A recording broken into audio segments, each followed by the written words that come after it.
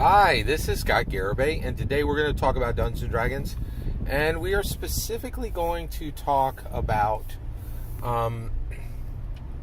Dungeons and Dragons from this perspective of history, and explore a concept brought forward by Gary Gygax's temporal brother, Isaac Asimov. So Isaac Asimov, I believe, is an important key to understanding Gary Gygax. Just so you're aware, in the 20th century, there were these temporal brothers, these people who were involved in, they were hit in this, they were placed within this incredible period in time. The 20th century is really like nothing that's happened in all of humanity. There was just this catapulting of humanity into knowledge and ability and longevity that happened from technology. And Gary Gygax and Isaac Asimov were right there.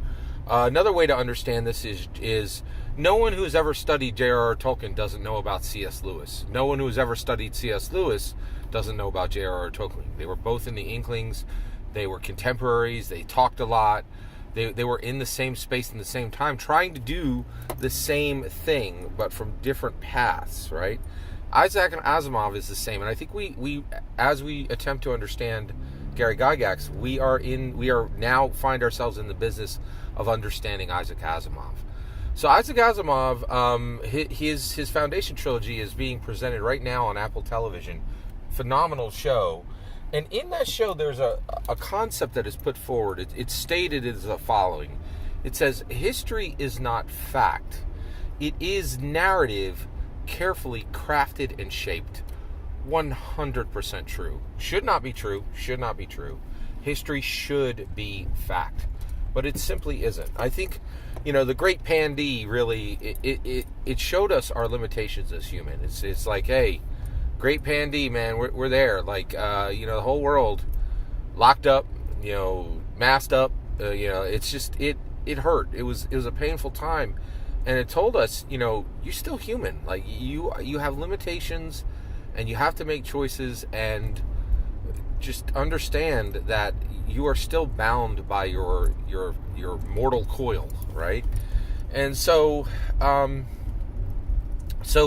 we should have a history that is based on fact, but we will never have a history based on fact. It is a narrative, carefully crafted and shaped. And I think Isaac Asimov was 100% correct. And I think Gary knew this. It's one of the reasons why he brought forward Dungeons and Dragons, right? So when we think about history, who is writing history? Who is establishing history?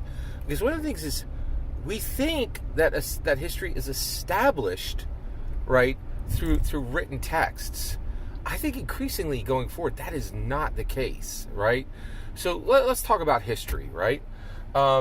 So basically, there are people who write history and they set it into books and then they teach it at universities. That's one path of history. No two ways about it.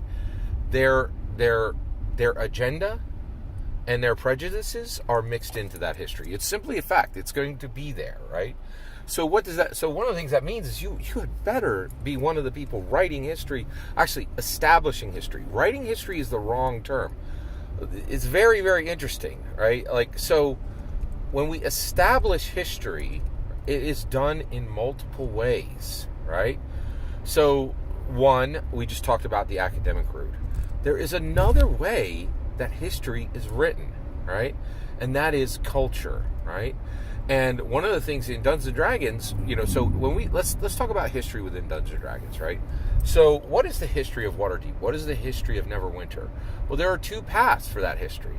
It exists in dusty tomes. They're kept in the libraries in both of those great cities, okay? But what is another way that the history of Waterdeep and the history of Neverwinter are told? The bards. The bards tell the history. Every time they go into a tavern, they sing a song about the open lord. They sing a song about the masked lord. They sing a song about a hero. They sing a song about a beast, right? They sing a song about the Neverwinter forest. This is history being established, right?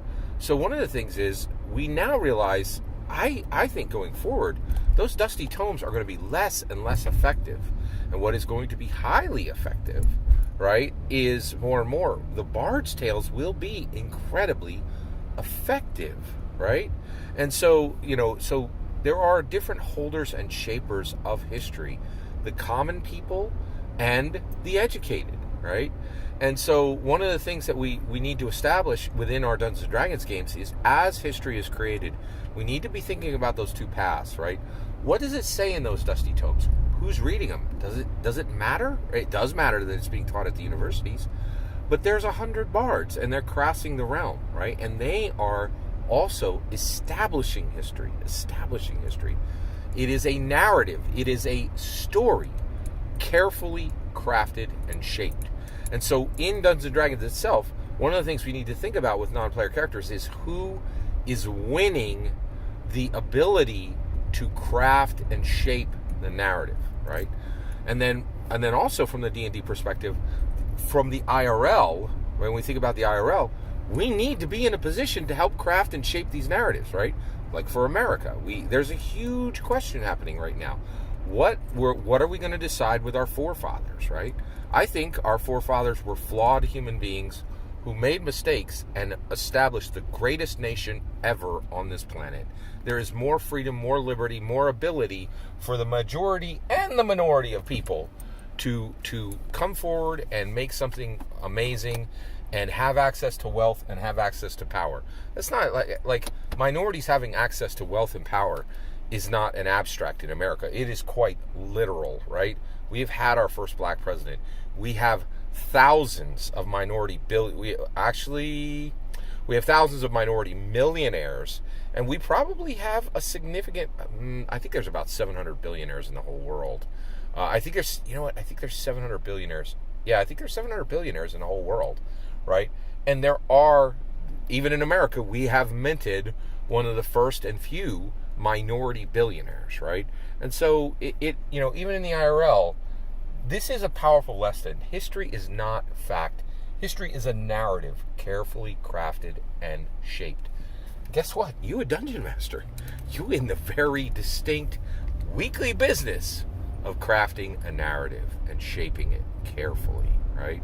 So think about how you're presenting history in Forgotten Realms. Think about how you're impacting history right here in America every day. What are you doing to craft and shape the narrative? All that's my opinion. I'd love to hear yours. Let me know in the comments below. Please consider liking and subscribing, and have a wonderful millennium.